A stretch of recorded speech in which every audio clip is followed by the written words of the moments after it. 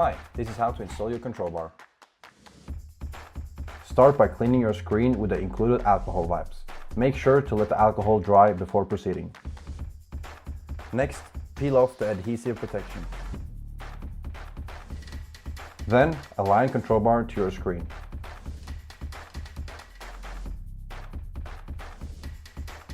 Make sure to apply pressure across the whole length.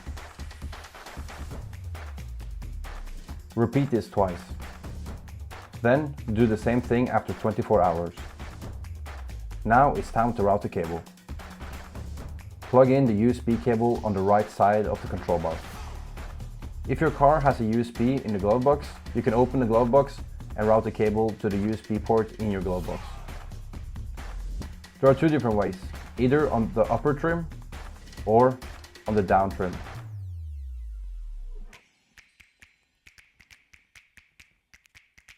If your car does not have a USB port in the glove box, you can use the rear USB port.